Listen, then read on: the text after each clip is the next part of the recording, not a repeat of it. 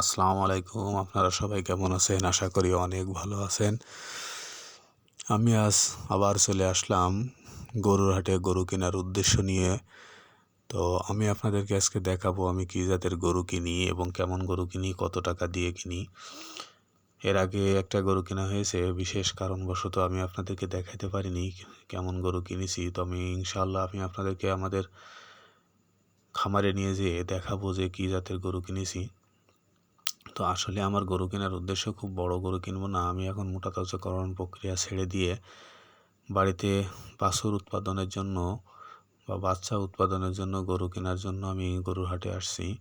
যে কারণে আমি বকন গরু কিনবো এখন হাটে। তো আমি আপনাদেরকে দেখাবো ঘুরে ঘুরে যে কেমন জাতের গরু কিনবো। আর হাটের পরিবেশ খুবই খারাপ, দীর্ঘদিনের বৃষ্টির কারণে গরুর হাটের অবস্থা এতটাই খারাপ যে এর মধ্যে হাঁটা যাচ্ছে না। তো আমি আপনাদেরকে দেখাবো, চলেন। আর এই গরুর হাটের পাশেই রয়েছে ছাগলের হাট। আমি আপনাদেরকে দেখালাম যে ছাগলের হাটগুলো কেমন। ভেড়া আছে। তো গরুর হাটগুলো দেখতেই পাচ্ছেন যে গরুর হাটের কাদার কি পরিবেশ, যে যাওয়াই খুব কষ্টকর। চারি সাইডে শুধু কাদা আর কাদা, মানুষজন খুবই ভোগান্তিতে আছে এর মধ্যে। আর গরুর হাট মানেই তো ভোগান্তি। তারপরে এই পরিমাণে কাদার কারণে এই কাদার মধ্যে হাঁটাও যাচ্ছে না। তো আমি খুব ধীরে ধীরে কাদার মধ্যে হাঁটছি। তো আমি সাধারণত বকন গরু এবং গাভী গরুর হাটের মধ্যে থাকি। এখান থেকেই দেখাবো আমি কী জাতের গরু কিনি। আমি অন্য সময় আমি মোটা তাজাকরণ, আমি এই যে এই ফিজিয়ান জাতীয় এই সকল গরুগুলোই চয়েস করব এবং খুঁজবো, ঘুরে ঘুরে দেখবো। আমি গরুর হাটে আসছি, তো দেখবো যে আসলে কোন গরুগুলো নেওয়া যায়। আসলে হাটের পরিবেশ আপনারাই দেখছেন যে কী পরিমাণে কাদা। আর সবচেয়ে মজার ব্যাপার, এখানে কাদার মধ্যেই এখানে আবার শরবত বিক্রি হচ্ছে। গরুতে কাদা ছিটাচ্ছে, সেই ছিটানো কাদা সব ওদের পানির ঢপে ঢপে লেগে গেছে। আবার এই শরবতগুলো অনেক মানুষ খাচ্ছে। আসলে কিছু করার নেই, প্রচণ্ড গরম, কাদা, বৃষ্টি সব কিছু মিলে এর মধ্যে একাকার হয়ে আছে। সেই সকল শরবতই সবাই মিলে মিলে খাচ্ছে।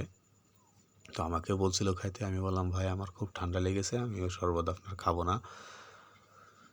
আর একটা গরুর বাচ্চা দেখছেন কোলে করে নিয়ে দাঁড়িয়ে আছে। আসলে বাচ্চাটা একটু অসুস্থ।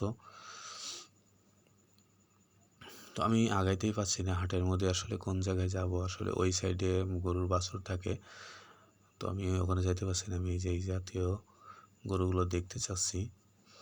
আসলে ভিডিও ভালো করতে পারছি না, কারণ এত পরিমাণে কাদা যে একটা গরুর পাশে যাব, সে যাইতে গেলেও বেশ সময় লাগছে। তো আমি এই জাতীয়গুলো দেখতে চাচ্ছি। আসলে এখানে কয়েকটা গরু আছে, আমি দেখব। এই একটা গরু আমি দেখে যদি ইনশাল্লাহ যদি হয়, তাহলে যেই গরুটা হয় আমি সেই গরুটা কিনবো। আর আমার খামারে এ পর্যন্ত 3টা গরু হয়ে গেছে। কুরবানির পরে আসলে গরু কেনা খুবই কষ্টকর, বা গরুর বাজার একটু বেশি থাকে। তারপরেও গরুগুলো কিনছি, কারণ আমার ঘাস উৎপাদন ঠিক ছিল। ঘাসের কারণে আমি গরুগুলো আবার কেনা শুরু করে দিছি। যদিও একটু চড়া দামে গরু কেনা লাগছে, তারপরেও আমি গরুগুলো কিনছি, কারণ আমার ঘাসটা আছে বলে। এই কারণেই যে আমার তো লস হবে না এখান থেকে, আমার ঘাসের কোনো লস নেই। আর পরে থাকলে তো ঘাসগুলো থেকে যাচ্ছে, যে কারণে আমি বাধ্য হয়ে গরুগুলো কিনছি। এর আগেও একটা গরু নিয়ে গেছি, আমি আপনাদেরকে আমার খামারে নিয়ে যেয়ে দেখাবো ইনশাআল্লাহ। তো এই গরুটা আসলে দেখা দেখি চলছে, একসময় বিক্রি হয় 63,000-এ। আমাদের একজন নেয়, আমাদের এলাকারই একজন গরুটা নেয়, আমাদের এলাকার লোকজনই দেখে এবং গরুটা নেয়। গরুটা মোটামুটি ভালো, মোটা তাজাকরণ করার জন্য ডাবল বডির গরু মোটামুটি। অন্য সময় আসলে হয়তো, বা আমি মোটা তাজাকরণ প্রক্রিয়ার মধ্যে থাকলে হয়তো বা এমন গরুই পছন্দ করতাম, বা এর থেকে বড় গরুগুলোই আমি নিই। আসলে দেখা দেখি চলছে, এক সময় এটা নেওয়া হয়ে যায়, ফাইনাল করে ফেলে এরা। আসলে গরুর হাটের প্রত্যেকটা গরুর হাটে এত পরিমাণে কাদা হয় বৃষ্টি হলে, যে গরুর হাটে আসলে চলাচলই করা যায় না। আমার পাহাড় অবস্থা, আমি তো তারপরেও পা খুব সাবধানে সাবধানে আমি হাঁটাচলা করি। আর গরুর লাথি যেটা তো আছেই, গরুর লাথির কারণে সারা গায়ে কাদা হয়ে যায়। আমি এসে গাড়ির উপরে বসে পা জাগিয়ে জাগিয়ে ভিডিও করছি। আসলে গরুর হাটের মধ্যে হাঁটাচলা করা খুব কষ্ট। আমি খুব একটা হাঁটাচলা করি না, আমি গরু পছন্দ করি, তারপরে কেনাকাটার চিন্তা ভাবনা করি। তাড়াহুড়া আমি গরুর হাটে যেয়ে খুব একটা করি না, কারণ তাড়াহুড়া করলেই গরু ভুল ভ্রান্তি হয়ে যায় কেনাকাটা করতে গেলে। সেই জন্য আপনারা গরুর হাটে যারা আসবেন অবশ্যই তাড়াহুড়া করবেন না, গরু দেখবেন, পছন্দ করবেন, তারপর ধীরে ধীরে কিনবেন। এই যে ফাইনালি আমার গরুটা নিয়ে চলে আসছে আমার জন্য। আমি বলছিলাম যে আমি একটা গরু পছন্দ করে আসছি, এই গরুটা পছন্দ করে আসছিলাম। ফাইনালি আমার ভাই ছিল গরুর হাটে, যে গরুটা নিয়ে আসছে। গরুটার দামদার হয়েছে, একদম দামদার হবে।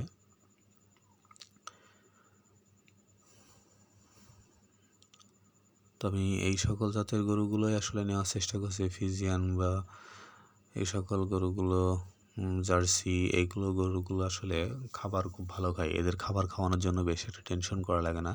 দেশাল গরুগুলো আসলে খাবার একটু কম খাইতে চায়, যে কারণে আমি সবসময় উন্নত জাতের গরুগুলোই আমি বেশি পছন্দ করি।